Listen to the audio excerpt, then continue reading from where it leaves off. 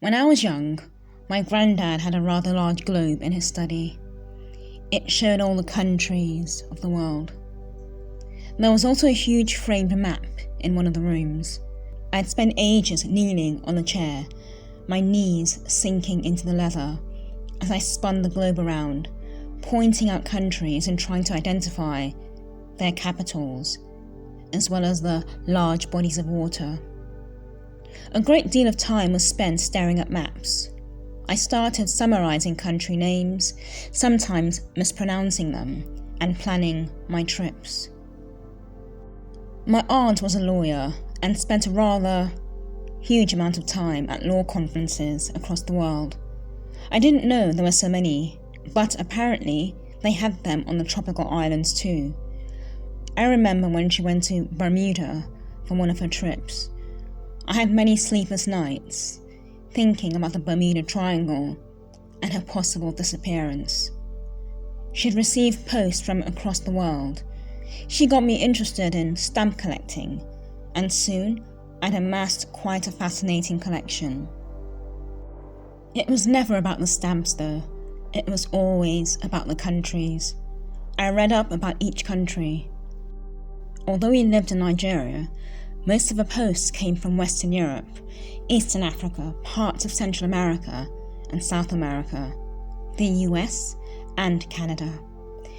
The Nigerian stamps were just boring in comparison.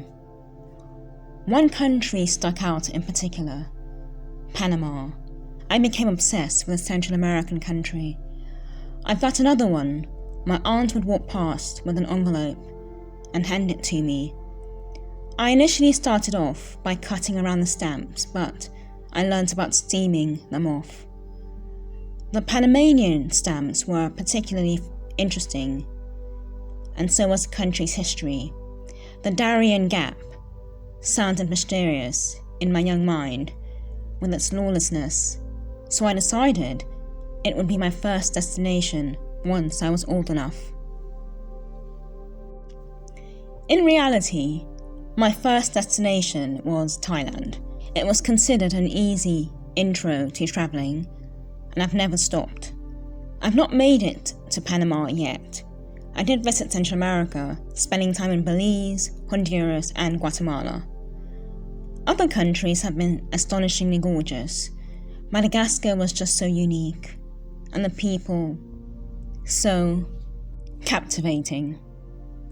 The beaches of Zanzibar were just like the expensive brochures, pure white sand, turquoise ocean, and beautiful shells littering them. Vietnam was one of my favourite places.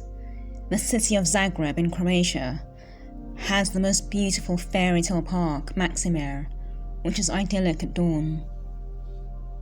The beauty of it is I've got friends almost everywhere. Colombia, South Africa, the Philippines, Botswana, the Virgin Islands, and so on. It's hard to imagine how far-flung we are, because we're all intricately linked online. At the moment, I'm in Central Europe, whilst I finish a series, and then I'll be off again.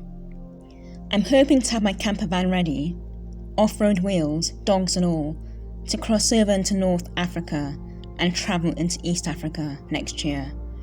I'm still researching.